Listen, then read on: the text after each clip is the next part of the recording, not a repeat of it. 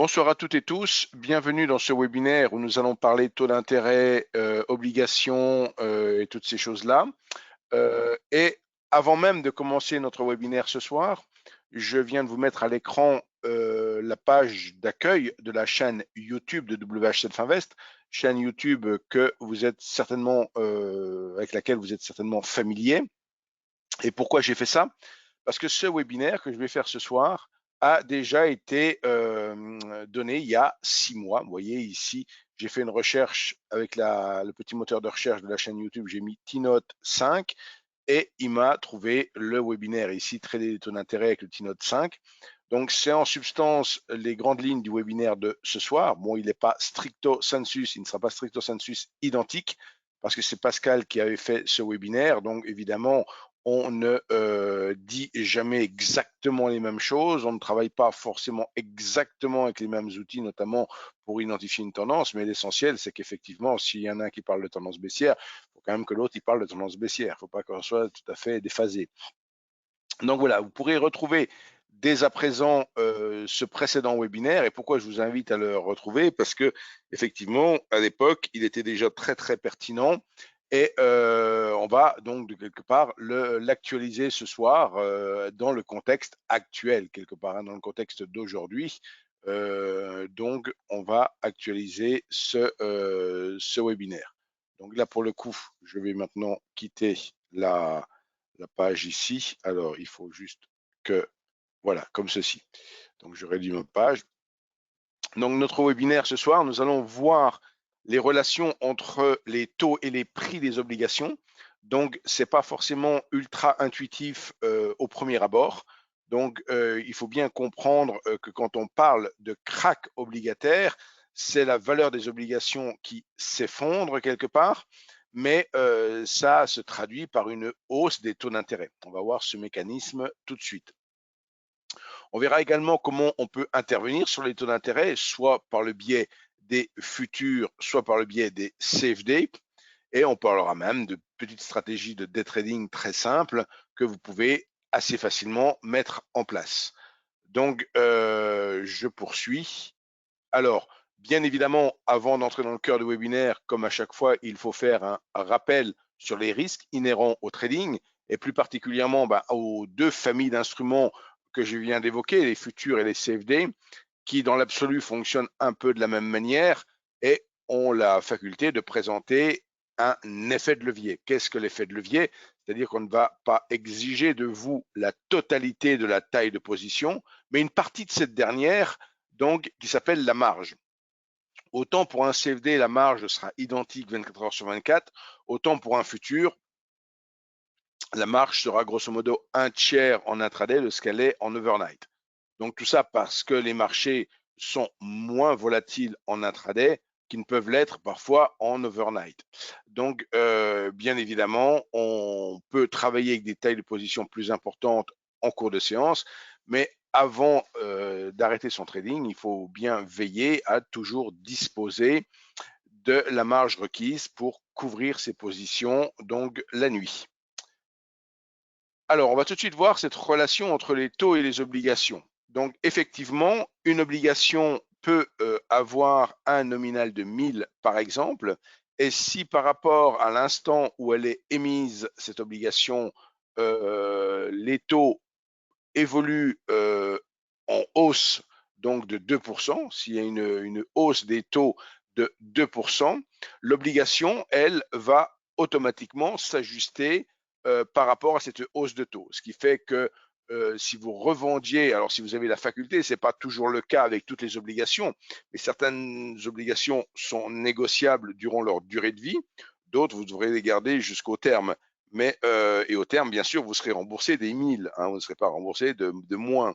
Mais en cours, durant la durée de vie de votre obligation, si elle dure 10 ans ou 5 ans dans notre exemple ce soir, euh, bien évidemment, en fonction de l'évolution des taux d'intérêt, le prix de l'obligation va s'ajuster. C'est ce que je vous disais juste précédemment.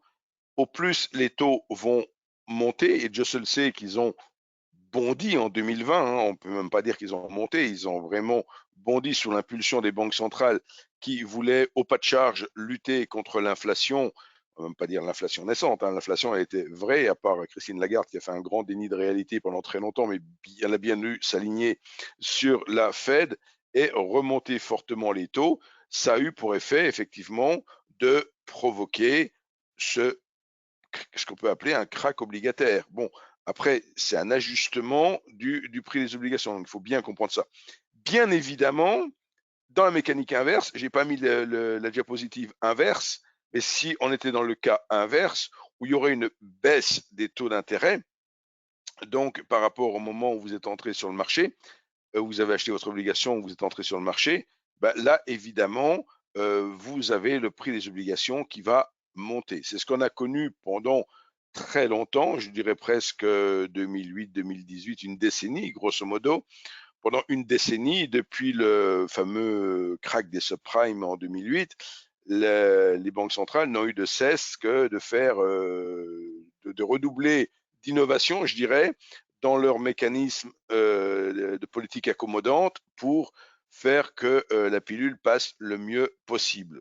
Donc, et là aujourd'hui, effectivement, on est non seulement dans l'après-Covid, mais l'après-Covid, il y a eu la relance économique mondiale qui a généré un petit peu d'inflation et à l'époque, elle était souhaitée, elle était voulue et souhaitée, mais ça a complètement dérapé il y a un peu plus d'un an maintenant, enfin il y a un an, avec le conflit en Ukraine, puisque ça a eu pour effet d'amplifier un phénomène qui était déjà existant, mais de l'augmenter dans des proportions relativement importantes. Donc c'est effectivement quelque chose qui parle à tout le monde et pas uniquement à vous qui vous intéressez au marché financier. Oui, on me dit nos parents ont connu des taux à 10%. Bon, pour ma part, j'ai eu 59 ans au mois de janvier et même si j'ai connu le livret A à 15%, hein, évidemment. Et encore à l'époque, à 15%, on n'était pas content hein, d'un livret A à 15%, bien évidemment, puisque l'inflation était encore plus forte. Donc, quelque part, effectivement, ce phénomène arrange bien les banques centrales, disons-le, hein, clairement, hein, tout simplement, parce que elles vont sur le dos, effectivement, des particuliers, elles vont permettre d'assainir leur bilan quelque part. Hein. Donc, comme je disais, après le Covid, c'était voulu quelque part. Alors, l'inflation fait monter les taux, ce qui fait baisser, dans notre exemple ce soir, le futur T-Notes, mais les autres obligations évidemment aussi. J'illustre ce soir cela avec une obligation de maturité 5 ans, mais on peut faire le même raisonnement sur d'autres maturités. Donc là, on a une évolution, un graphique mensuel qui remonte à 10 ans. Un graphique mensuel qui remonte à 10 ans. Donc on voit que cette histoire d'inflation n'était pas un sujet, je dirais, quelque part de 2013-2014 jusqu'à 2017. Ce n'était pas un sujet dans le sens où les taux évoluaient. En fait, là, c'est l'évolution du contrat futur T-Notes, mais de fait, il y avait peu de volatilité, on était dans un range horizontal et les choses ont commencé il a commencé à y avoir de l'inflation avant et donc une baisse des T-Notes, puis une reprise assez forte pour faire un nouveau plus haut. Et là, quelque part, ce qui nous occupe aujourd'hui, c'est que grosso modo, depuis fin 2020, nous sommes entrés dans une nouvelle tendance baissière et qui n'est pas remise en cause ce soir. Là, on est aujourd'hui le 28 février. Donc, la dernière bougie rouge ici, c'est une bougie mensuelle. Hein, donc, vous voyez où elle se situe, où elle clôture, où elle est susceptible de clôturer. Donc, tout proche de ces récents plus bas. Et le précédent plus bas de 2018 est très, très nettement enfoncé. D'accord. Et quand Pascal avait fait le précédent webinaire, donc je vous ai dit, ça fait 6 mois, donc 1, 2, 3, 4, 5, 6, donc on était juste sur cette bougie ici. On était juste sur cette bougie ici, la bougie qui cassait en clôture le précédent plus bas. Et on voit que depuis, effectivement, il y a eu une poursuite de la baisse, un rebond technique, dirons-nous, et de nouveau un mois de février baissier. Donc il est important, effectivement, si vous intervenez sur le marché des taux, de vous situer sur cette tendance long terme qui est, comme on le voit, baissière. Donc, après, on va passer du graphe mensuel au graphe journalier. Alors là, il y a eu un truc. Alors non, on le verra après. Donc, avant cela, comment on appelle ça? Je vais citer, comme je l'ai dit, les contrats disponibles pour intervenir sur les taux. Donc, en rappelant notamment que la volatilité, alors la volatilité dans le mouvement ici, on peut la comprendre comme la largeur du canal. On voit que le canal baissier est beaucoup plus important, plus large que le canal haussier. Et de fait, on a plus de volatilité récente. Voilà. Et il y a eu effectivement un grand pic de volatilité qui a été observé donc début 2020.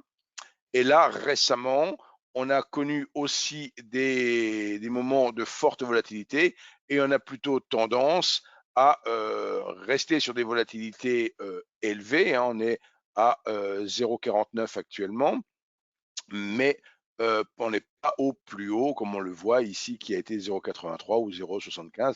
Donc, on est presque à la moitié du plus haut. Donc, il y a toujours de la volatilité. C'est quelque chose qui intéresse le trader. Un trader va vraiment rechercher de la volatilité et voire même chercher de la volatilité dans les tranches horaires où il y en a le plus. Là, ici, j'illustre donc avec un outil intégré à Nano, j'illustre en 2020, c'était pas le Covid. Si, en 2020, c'était le Covid. Si, bien sûr. On me pose la question là. En 2020, c'était le Covid. Mais donc, alors, je reprends parce que je réagissais aussi aux questions. Je vois, alors je vais juste faire un petit break sur les questions pour les écluser, on va dire. Donc, on remarque, voilà, ça, j'ai déjà réagi à cela. Cassure franche, en effet, oui. Voilà. On me dit que oui, la volatilité plus grande sur les indices depuis l'après-Covid. Oui, tout à fait. Donc, nous disposons dans la plateforme d'un outil qui s'appelle ici Ourli pour horaire, Ourli Volatility Histogram, et il est gratuit et vous allez pouvoir afficher effectivement la volatilité heure par heure et quelque part sélectionner les heures les plus volatiles pour travailler. Donc, en ce qui nous concerne, il s'agit des heures de 14h à 18h. C'est pas trop surprenant puisque 14h, souvent il peut y avoir des statistiques, 14h, 14h30, 15h30, il y a l'ouverture des marchés US, c'est la première partie de la séance US qui est plus animée que la seconde. Donc voilà, il y a une certaine logique, mais c'est toujours bien de le vérifier de manière factuelle comme cela. Donc, les produits avec lesquels vous allez pouvoir travailler, suivant que vous choisissiez des futurs ou des CFD, ben, vous avez, en ce qui concerne le T-Note 5 ans, soit un futur sur le CME CBOT, donc avec les caractéristiques suivantes. Alors, quand il va coter 106, quelque chose, quelque part, donc le tick, la plus petite variation, c'est 1/128e de point. La valeur du point est de 1000 $, donc ce qui veut dire que le contrat par lui-même, il vaut 106 000 $ et on peut le travailler en intraday qu'avec 280 $. Donc vous avez un effet de levier monstrueux, dirons-nous, sur les futurs de ce point de vue-là. Mais là aussi, il y a effectivement de la volatilité, mais habituellement, les taux sont moins volatiles quand même que les indices. Donc, bon, je dirais, il ne faut pas travailler juste avec en limite de marge, hein, parce que c'est beaucoup trop scabreux quand même. Voilà, et vous voyez la marge overnight, elle est quand même de 1400 par contrat. Donc vous avez encore en overnight, quel est l'effet de levier? Ben, c'est 106. Si vous n'avez que 1400 sur votre compte, c'est 106 divisé par 1400. Hein, donc vous avez quand même un effet de levier impressionnant. Donc il y a moins de levier sur les CFD, il y a moins de levier puisque la marge est fixe, elle est de 20% 24 heures sur 24. Donc pour un contrat qui représente une somme d'argent de 21 200 actuellement, vous avez 4 200, vous voyez, pratiquement un cinquième, hein, de toute façon, un cinquième de la marge qui vous est demandée. Donc on va exiger de vous plus de garantie sur les CFD que sur les futurs. Donc, je reviens maintenant à l'analyse cette analyse, qu'on la fasse sur quoi que ce soit que vous ayez envie de travailler. J'aurais tendance à dire, il faut bien sûr vous situer dans le contexte, hein. Il faut bien évidemment vous situer dans le contexte et ne pas rester sur une seule temporalité, sur une seule unité de temps. Donc, on s'aperçoit ici, comme je disais tout à l'heure, sur notre graphique mensuel, que depuis février 2023, donc plus exactement que février 2023 ne remet pas en cause le canal baissier qui, lui, a démarré beaucoup plus tôt, hein, bien sûr. Donc là, je dis février 2023, donc c'est la toute dernière bougie, donc qui est quasi terminée aujourd'hui, qui sera terminée ce soir. Donc effectivement, quand on voit une évolution comme ça, on se pose la question long ou short. Il est de fait évident qu'il faut travailler sur des mouvements baissiers. Donc, si on a la tendance principale en mensuel et qu'on veut travailler sur des unités de temps plus petites, on est nettement baissier sur du mensuel et de fait, sur du journalier, maintenant, on a eu un petit rebond technique, dirons-nous, le canal vert ici sur l'écran. Et là, pour le coup, depuis le 6 février, donc là, je parle ici en bougie journalière. Chaque bougie représente une journée et j'ai fait le graphique aujourd'hui. Donc, je ne l'ai pas fait juste à 18 heures, mais je l'ai fait en cours de journée. Donc, il est tout à fait à jour. Et là, on s'aperçoit qu'effectivement, on a eu une sortie assez brusque du canal haussier avec deux grandes bougies rouges. Et il y a une particularité intéressante à souligner. Donc, les oreilles d'Éric Lefort vont certainement siffler, hein, parce que c'est lui qui est à l'origine un petit peu de la mise en évidence de ce qu'on nomme des tendances en ligne.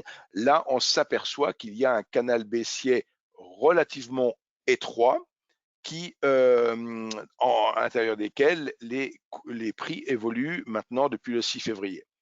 Donc, qu'est-ce qui peut se passer désormais qui peut vous intéresser? On peut, rester dans le canal. Ça, c'est une possibilité, bien entendu, rester encore un certain nombre de jours dans le canal. 2, en sortir, soit à la hausse, soit à la baisse. Si on en sort à la baisse, on fait de fait une accélération baissière d'une tendance baissière et ça a toutes les chances de marquer un point bas. Et quand je dis marquer un point bas, c'est pas pour 10 ans, c'est un point bas sur l'unité de temps jour, un point bas sur peut-être une vingtaine de jours, voire plus. Mais si on a une forte accélération baissière, on est susceptible de marquer un point bas. Alors que si on sort de ce canal baissier à la hausse, on a de fortes probabilités, et les probabilités dans les deux cas, c'est 80%. Ça a été mesuré par Éric Lefort. Donc, si on sort à la hausse de ce canal, on a toutes les chances de refaire un nouveau plus bas. Alors, un nouveau plus bas, c'est un tic, hein, c'est pas forcément beaucoup plus bas. Mais tout ça pour dire quoi? Pour dire qu'en fonction du comportement des prix dans les jours prochains, vous aurez aussi la possibilité d'anticiper le futur. Alors, bien sûr, on parle ici sur les taux d'intérêt, c'est extrêmement lié aux politiques de banque centrale. Donc, il ne faut pas rester sourd à ce qui se passe du côté des banques centrales, bien évidemment. Donc, pour trader de fait des signaux baissiers, vous pouvez le faire de manière relativement simple, avec de simples croisements de moyennes mobiles, sans aller forcément chercher midi à 14 heures, j'aurais tendance à dire. Mais bien sûr, vous pouvez avoir des stratégies qui sont un peu plus élaborées. Mais là, j'ai voulu prendre l'exemple d'une stratégie on ne peut plus simple. Intervenir sur un simple croisement de moyennes mobiles entre, de fait, une 3 et une 18, et vous voyez que, et en ne sélectionnant que les shorts, puisqu'on est en tendance baissière, donc je refuse de prendre des signaux longs, je ne prendrai que des signaux shorts. Et on voit depuis justement le début du mois de février une equity curve tout à fait positive, donc avec un profit moyen de 149 euros et une perte moyenne de 60 euros. Et vous voyez ici effectivement que vous avez toutes les statistiques quelque part sur cette diapositive. Bien sûr, vous pouvez vous-même dans la plateforme prendre une démo de la plateforme si vous n'êtes pas client et refaire exactement la même chose. C'est ultra simple, enfin ultra simple quand on a déjà une petite notion de nano, mais on ne programme rien quelque part. On ajoute dans l'étude les ingrédients que l'on a besoin, à savoir un croisement de moyenne mobile, un filtre flat pour justement sortir de position entre 21h30 et minuit si on n'est pas sorti précédemment, voilà, pour ne pas rester en position, là encore, en overnight. Voilà pour la mise en évidence d'une stratégie simple. Alors, vous pouvez bien entendu travailler en automatique avec la plateforme NanoTrader Full. Pour cela, il faut juste sélectionner votre compte de trading, soit votre compte CFD, soit votre compte futur, suivant le type de compte que vous avez. La taille de l'ordre, bien évidemment, et vous pouvez donc faire votre entrée short, donc en ne sélectionnant que les shorts et en ne prenant pas de signaux longs. Et de fait, ensuite, vous activez le mode ordre auto-order. Donc, alors ça, pour le faire de manière sereine, alors, pardon, ça sera la diapositive suivante. Je voulais parler d'autre chose, mais j'en parle juste après. Donc, évidemment, quand on fait du trading automatique, il faut quand même se protéger de ce qu'on appelle un drawdown, d'une perte, d'une accumulation de pertes qui peut toujours intervenir. Donc, on dispose dans la plateforme d'un outil qui s'appelle le filtre SafetyNet, donc dans lequel vous allez pouvoir paramétrer votre perte maximale que vous tolérez. Donc, vous ne pouvez ne pas, ça c'est quand on fait du trading automatique, évidemment, il ne faut pas se laisser emporter par une séquence de pertes trop longue. Il vaut mieux, et de fait, la position se trouve clôturée et le trading se trouve arrêté. Hein, donc, votre plateforme s'arrête de trader avec ce filtre SafetyNet. Là encore, si vous voulez des vidéos spécifiques pour comprendre et utiliser ce filtre, il y en a sur le site internet. Et si vous avez besoin d'aide, vous revenez vers moi, ce sera un plaisir de vous renseigner.